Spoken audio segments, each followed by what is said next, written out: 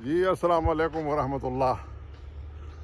آج ابھی 2 راؤنڈ لگا کے تیسرے پہ جب جانے لگا تو میرے جو پارٹنر ہیں یوگا اس کے واک کے، انہوں نے بتایا کہ دکان جاتے ہیں کوئی اپنے بچوں کے لیے کوئی چیزیں خرید کے، پر میں چلا جاتا ہوں کہ انہوں نے ذرا جلدی آ جانا تھا۔ وہاں دکاندار نے مجھ سے ایک سوال پوچھا اور مجھے لگا کہ میں فوراً آپ لوگوں کے ساتھ شیئر کروں۔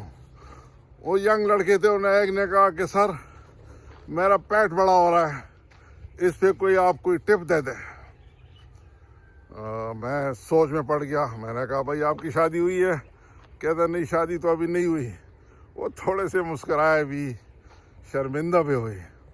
میں نے کہا نہیں بھائی ریلیکس رہیں، یہ بتائیں کہ آپ اصل میں کھانا کھا کے فوراً سو جاتے ہوں گے۔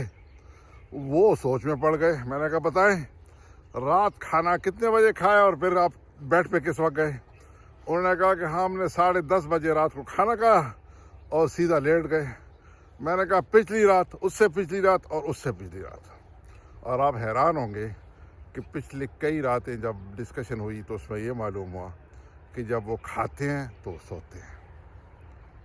یاد رکھنا کی ورڈ کہ late dining is the main reason among the top reasons of cardiac attacks۔ جو لیٹ ڈائننگ کریں گے، جو اپنے کھانے کو ہضم کیے بغیر سوئیں گے، وہ موٹے بھی ہوں گے۔ جب وہ موٹے ہوں گے تو وہ کوٹے بھی ہوں گے، اور جب وہ کوٹے ہوں گے تو پھر تو ان کو کسی کام کے نہیں رہیں گے۔ مثلاً وہ واک نہیں کر سکیں گے، وہ کام صحیح نہیں کر سکیں گے، وہ خدا نخواستہ بیمار ہو جائیں گے، وہ شوگر کے اور بلڈ پریشر کے مریض ہو جائیں گے، اور جو کام کر رہے ہیں سوسائٹی کو جو کنٹریبیوٹ کر رہے ہیں وہ کنٹریبیوٹ کرنا بھی ختم ہو جائے گا۔ ساتھ ساتھ وہ سوسائٹی پہ برڈن بن جائیں گے، اپنے فیملی پہ برڈن بن جائیں گے۔ اب مرضی آپ کی ہے، آپ اپنے ارد گرد کے ماحول میں اپنے دوستوں اور رشتہ داروں کو، اپنے عزیزوں کو، اپنی فیملی کو، اپنے ماں باپ کو، اپنی اولاد کو، اپنے بھائی بہنوں کو سرو کرنا چاہتے ہیں، یا آپ ان پہ بوجھ بننا چاہتے ہیں؟ اور اگر آپ بوجھ بننا چاہتے ہیں تو آپ کی اپنی مرضی، لیکن اگر آپ کنٹریبیوٹ کرنا چاہ رہے ہیں، آپ سوسائٹی کے ایک ایکٹیو ممبر بننا چاہ رہے ہیں، تو آپ کو سب سے پہلے ارلی میلز کی طرف جانا پڑے گا۔ رات کے وقت آپ کو مغرب کے آس پاس اپنا ڈنر انشور کرنا ہے، اور جب آپ اس کے بعد عشاء کی نماز پڑھیں گے تو آپ کی وہ واک ہو جائے گی جو ان 4 چیزوں میں دوسری ہے۔ سب سے پہلے یہ کہ آپ کھانا پہلے کھائیں، خوب پہلے، اور اس کے بعد کھانا کھانے کے بعد آپ واک کریں، اگرچہ راستے میں کانٹے بھی پڑے ہوں، یعنی اتنا ضروری ہے۔ تو جب آپ مغرب کے آس پاس ڈنر کریں گے تو جب آپ مسجد جائیں گے عشاء کی نماز کی تو آپ کی واک تو ہو گئی۔ تو آپ کا دوسری جو امپورٹنٹ شرط ہے 4 شرائط میں، وہ بھی پوری ہو گئی۔ پھر آپ کھانا کھانے سے پہلے آپ پانی پئیں گے، بعد میں نہیں پئیں گے، ہاں صحیح ہے نا؟